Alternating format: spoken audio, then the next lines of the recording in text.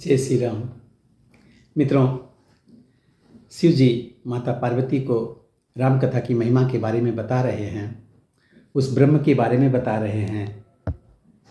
उसी कड़ी में आगे और भी देखते हैं कि और क्या क्या बताते हैं भोलेनाथ इस कथा के माध्यम से। काशी मरत जंतु बैलो की जासु नाम बल करहूँ बिसो की। सोई प्रभु मोर चराचर स्वामी रघुबर शवउर अंतरयामी। हे पार्वती, जिनके नाम के बल से काशी में मरते हुए प्राणी को देखकर मैं उसे राम मंत्र देकर शोक रहित कर देता हूँ, मुक्त कर देता हूँ, वही मेरे प्रभु रघुश्रेष्ठ श्री रामचंद्र जी जड़ चेतन के स्वामी और सबके हृदय के भीतर जानने वाले हैं। विबसहु जासो नाम नर कहीं, जन्म अनेक रचित यघ दही। सादर सुमिरन जे नर करही, भव बारिधि गोपद इव तरही। विवश होकर के जो बिना इच्छा के भी जिनका नाम लेने से मनुष्यों के अनेक जन्मों के किए हुए पाप जल जाते हैं, फिर जो मनुष्य आदरपूर्वक उनका स्मरण करता है, वे तो संसार रूपी दुस्तर समुद्र को गाय के खुर के समान बने हुए गड्ढे के समान अथवा बिना किसी परिश्रम के ही पार कर जाते हैं। राम सो परमात्मा भवानी, तह भ्रम अति अभिहित तव पानी। अस संशय आनत उर माही, ज्ञान विराग सकल गुण जाही। हे पार्वती, वही परमात्मा श्री रामचंद्र जी हैं। उनमें भ्रम देखने में आता है। तुम्हारा ऐसा कहना अत्यंत ही अनुचित है। इस प्रकार का संदेह मन में लाते ही मनुष्य के ज्ञान, वैराग्य आदि सारे सद्गुण नष्ट हो जाते हैं।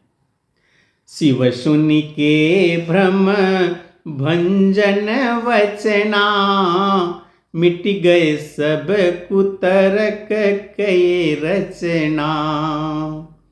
भई रघुपति पद प्रीति प्रतीति, दारुण असंभावना बीती। शिव जी के भ्रमनाशक वचनों को सुनकर पार्वती जी के सब कुतर्कों की रचना मिट गई। श्री रघुनाथ जी के चरणों में उनका प्रेम और विश्वास बढ़ गया और कठिन असंभावना, जिनका होना संभव नहीं है, ऐसी मिथ्या कल्पना सब जाती रही। पुनि पुनि प्रभु पद कमल गही, जोरी पंकरुह पानी। बोली गिरिजा बचन वर, मनहु प्रेम रस पानी। बार बार स्वामी शिव जी के चरणों को पकड़कर और अपने कमल के समान हाथों को जोड़कर पार्वती जी मानो प्रेम रस में सान कर सुंदर वचन बोली। क्या बोली पार्वती जी? शशि कर सम सुनी गिरा तुम्हारी, मिटा मोह सर तातप भारी। तुम कृपाल सब संशय हरहु, राम स्वरूप जानी मोहि परहु। आपकी चंद्रमा के किरणों के समान शीतल वाणी सुनकर मेरा अज्ञान रूपी शरद ऋतु क्वार की धूप वाला भारी ताप मिट गया। हे कृपालु, आपने मेरा सब संदेह हर लिया। अब श्री रामचंद्र जी का यथार्थ स्वरूप मेरी समझ में आ गया। नाथ कृपाय अब गयहु विषादा, सुखी भयहु प्रभु चरण प्रसादा। अब मोहि आपन किंकरी जानी, यद्यपि सहज जड़ नारी अज्ञानी। हे नाथ, आपकी कृपा से अब मेरा विषाद जाता रहा है और आपके चरणों के अनुग्रह से मैं सुखी हो गई।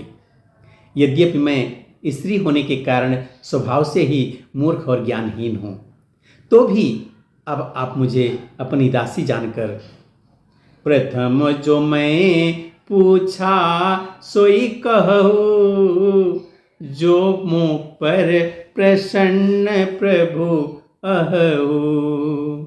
राम ब्रह्म चिन्मय विनाशी, सर्वरहित सब पुरवासी। हे प्रभु, यदि आप मुझ पर प्रसन्न हैं तो जो बात मैंने पहले आपसे पूछी थी वही कहिए। यह सत्य है कि श्री रामचंद्र जी ब्रह्म हैं, चिन्मय ज्ञान स्वरूप हैं, अविनाशी हैं, सबसे रहित और सबके हृदय रूपी नगरी में निवास करने वाले हैं। नाथ धर्यो नर तन के ही हेतु, मोहि समझाई कहु वृष केतु। उमा वचन सुनी परम विनीता, राम कथा पर प्रीति पुनीता। पार्वती जी बोली कि फिर हे नाथ, उन्होंने मनुष्य का शरीर किस कारण से धारण किया? हे धर्म की ध्वजा धारण करने वाले प्रभु, यह मुझे समझा कर कहिए। पार्वती ने अत्यंत नम्र वचन जो कहे उसे सुनकर और श्री रामचंद्र जी की कथा में उनका विशुद्ध प्रेम देख करके ही हर से कामारि तव शंकर सहज सुजान, बहुविधि उमहि प्रशंस सुन पुनी, भोले कृपा निधान। तब कामदेव के शत्रु स्वाभाविक ही सुजान कृपा निधान शिव जी मन में बहुत ही हर्षित हुए और बहुत प्रकार से पार्वती की बड़ाई करके फिर बोले। क्या बोले? शुभ कथा भवानी, रामचरित मानस विमल, कहा भुसुंडी बखानी सुना, बिहग नायक गरुड़। शिव जी ने कहा, हे पार्वती, निर्मल रामचरित मानस की वह मंगलमयी कथा सुनो, जिसे काकभुसुंडी ने विस्तार से कहा और पक्षियों के राजा गरुड़ जी ने सुना था। सो संपदा उदार जहीं, विधि भायागे कहब, सुनहु राम अवतार, चरति परम सुंदर यनघ। वह श्रेष्ठ संवाद जिस प्रकार हुआ वह मैं आगे कहूँगा। अभी तुम श्री रामचंद्र जी के अवतार का परम सुंदर और पवित्र पापनाशक पवित्र चरित्र सुनो। मित्रों, अब आगे की कथा हम अगले वीडियो में देखेंगे। तब तक के लिए जय श्री राम।